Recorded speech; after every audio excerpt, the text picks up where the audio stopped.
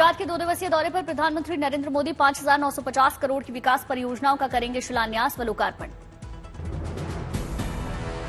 प्रधानमंत्री नरेंद्र मोदी बनासकांठा के अंबाजी मंदिर में उन्होंने पूजा अर्चना की, देश की सुख शांति के लिए कामना की। प्रधानमंत्री 2 नए रेलवे प्रोजेक्ट्स का उद्घाटन करेंगे, साथ ही साबरमती नदी पर बनने वाली परियोजनाओं की भी शुरुआत करेंगे।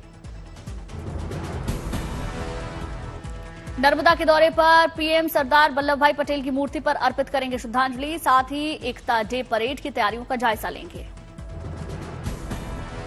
आज केरल के दौरे पर बीजेपी राष्ट्रीय अध्यक्ष जेपी नड्डा तिरुवनंतपुरम के पद्मनाभस्वामी मंदिर में पूजा अर्चना की।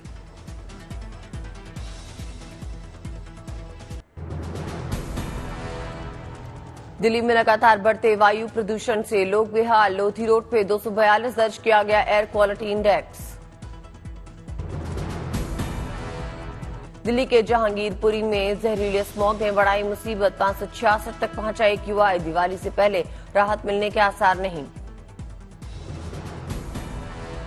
दिवाली से पहले ही प्रदूषण ने सांस लेना दूभर किया। दिल्ली के कुछ इलाकों में AQI 300 के पार। राजधानी दिल्ली के पास NCR का भी हाल बेहाल। गाजियाबाद में 286 दर्ज हुआ AQI, फरीदाबाद में 309, ग्रेटर नोएडा में 344, जबकि नोएडा में 688 दर्ज किया गया AQI। मुंबई के ज्यादातर इलाकों में स्मॉग की स्थिति। वायु प्रदूषण से निपटने के उपायों पर काम लगातार जारी।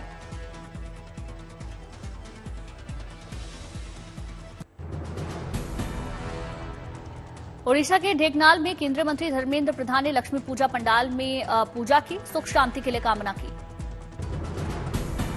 ओडिशा ने तालचेर में केंद्रीय मंत्री धर्मेंद्र प्रधान ने रोड शो किया, बड़ी संख्या में शामिल हुए कार्यकर्ता। वाराणसी में अमरवीर योद्धाओं की स्मृति में जले आकाशदीप, सेना के जवान शामिल हुए। कार्यक्रम में अमरवीर योद्धाओं को भगीरथ शौर्य सम्मान से सम्मानित किया गया। लोगों ने सेना के जवानों का हौसला बढ़ाया।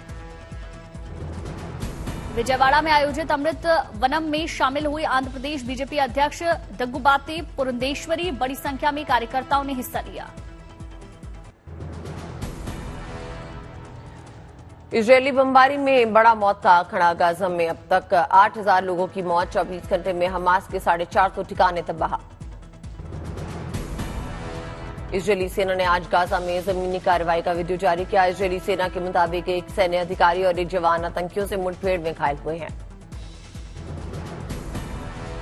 दूसरे चरण में इजरायल हमास जंग। नेतन्याहू बोले, हमास का सफाया और बंधकों की रिहाई की है मकसद। आतंकी बोलने पर तुर्की से बुलाए राजदूत।